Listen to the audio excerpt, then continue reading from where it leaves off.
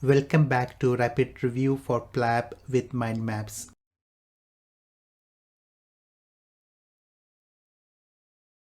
I am Dr. Rahil, emergency physician from UK. In the part 2 of cardiac arrhythmias, we are going to focus on narrow complex tachycardia. Let's start with a case scenario. A young female presented to emergency department with history of palpitations. There were no other significant symptoms and she was otherwise fit and well. On examination, her heart rate was 180 beats per minute, but rest of the examination was within normal limits. Please pause the video now and look at the ECG carefully to answer the next question. What is the diagnosis based on the ECG? Please pause the video to go through the options, and the correct answer is option 4, which is supraventricular tachycardia. What is the next step in the management? Please pause the video now to go through all the choices. The correct answer is option 1, which is Valsalva maneuver. Here we need to pay attention to the wording of the question. It asks the next step and not the best treatment option. Most guidelines suggest trial of Valsalva maneuver like carotid sinus massage or blowing into a syringe, which increases intrathoracic pressure, and this can convert supraventricular tachycardia to sinus rhythm. And this takes us to the discussion of narrow complex tachycardia in detail. Narrow complex tachycardias can be subdivided into regular or irregular categories. Supraventricular tachycardia is an example of regular narrow complex tachycardia. The term supraventricular tachycardia refers to any tachyarrhythmias arising above the level of the bundle of His, but it is often used synonymously with the AV nodal reentry tachycardia, a form of SVT. In AV nodal reentry tachycardia, there is a functional reentry circuit within the AV node. Let's look at the ECG again. Characteristic features are: number 1, narrow complex, quite obvious here. QRS duration less than 3 small squares or 120 milliseconds. It is regular, P waves are absent, and the heart rate is fast, around 200 beats per minute on this ECG. Coming to clinical features, palpitation is the most common presenting symptom. Heart rate typically ranges between 140 to 280 beats per minute and is regular in nature. Other associated symptoms may include dizziness or collapse, chest pain, and shortness of breath. It may self-resolve or continue indefinitely until medical treatment is given. This condition is usually well tolerated and is rarely life-threatening. Coming to the management, patients with any of the life-threatening features, which include low blood pressure, history of collapse, chest pain, or presence of pulmonary edema, should be treated with synchronized cardioversion. For stable patients, Valsalva maneuver should be attempted before the medications. First choice of drug is adenosine, which is given as 6 mg IV bolus. It has very short half-life and hence given as fast as possible, followed by 20 ml of saline flush. Repeat dosing is 12 mg followed by 18 mg if previous attempts unsuccessful. It is contraindicated in patients with severe asthma. Second choice is verapamil, which is a calcium channel blocker. The dose is 5 mg by slow intravenous injection. The dose can be repeated if first attempt is unsuccessful. Let's discuss another case scenario. Here is a 78 years old lady brought to the emergency department with history of fever, cough, and shortness of breath. There was no history of palpitations, chest pain, or collapse. There was no history of heart problems in the past, but she had history of type 2 diabetes. Significant findings on examinations were pyrexia of 38.6 degrees centigrade, tachycardia of 132 beats per minute, and low oxygen saturations with crepitations at the right lung base. Please pause the video now and try to interpret the ECG. What is the finding on ECG? Please pause the video to go through the options. The correct answer is option 4, which is atrial fibrillation with fast ventricular rate. Well done if you gave the right answer.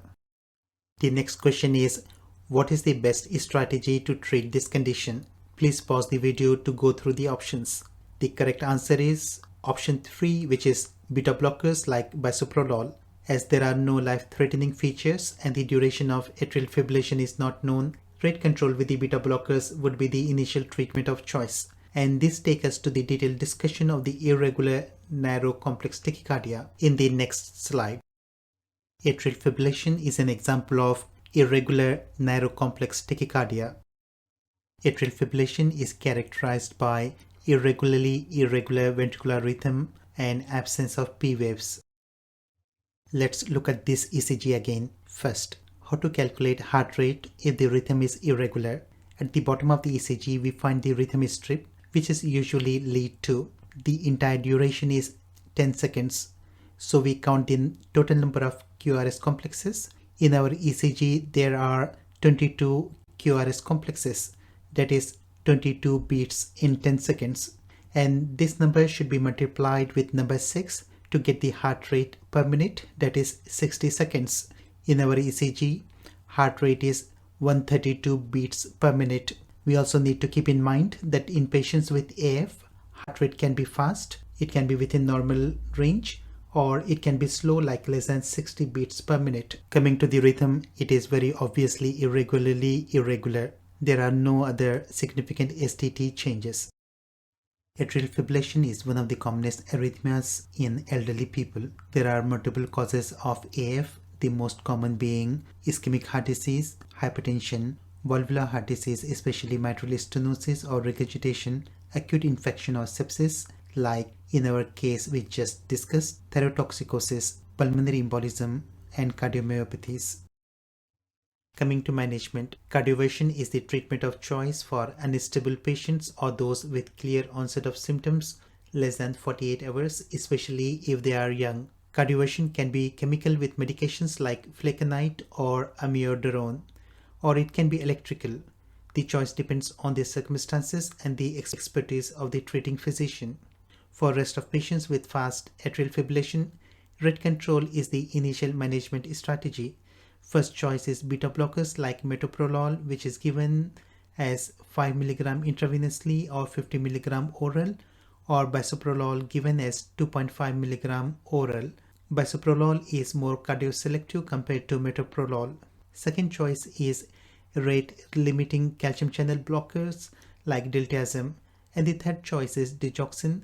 It is especially suitable for elderly patients with evidence of heart failure or LV dysfunction. Atrial fibrillation carries a very high risk of thromboembolism, and the need for anticoagulation should also be considered in these patients. Mind maps are found to be a fantastic tool to organize and recall the information, and hence indispensable for exam revision. This is the summary of the entire topic of tachycardias on one page. Let's go through this mind map of broad complex tachycardia. Example of regular broad complex tachycardia is ventricular tachycardia. If unstable, should be treated with cardioversion. Stable patients are treated with amiodarone, the other option being lidocaine. Coming to irregular broad complex tachycardia, we have ventricular fibrillation, which is a cardiac arrest rhythm and treated with defibrillation. I've missed out another example of irregular broad complex tachycardia on this mind map. Can you guess what it is? It is polymorphic ventricular tachycardia. In the next slide, we will go through the mind map of narrow complex tachycardia. Here we have the mind map of narrow complex tachycardia. Supraventricular tachycardia is the example of regular narrow complex tachycardia. If unstable, treated with shock, and if stable, the options include Valsalva maneuver, adenosine, and verapamil. Example of irregular narrow complex tachycardia include atrial fibrillation, and as discussed before, it is treated with cardioversion if the patients are unstable. For stable patients, or if the duration is more than 48 hours, rate control is the initial management strategy. This brings us to the end of tachyarrhythmias. That's it for now. Thank you for watching. In the next video, I will discuss bradyarrhythmias. Till then, take care and goodbye.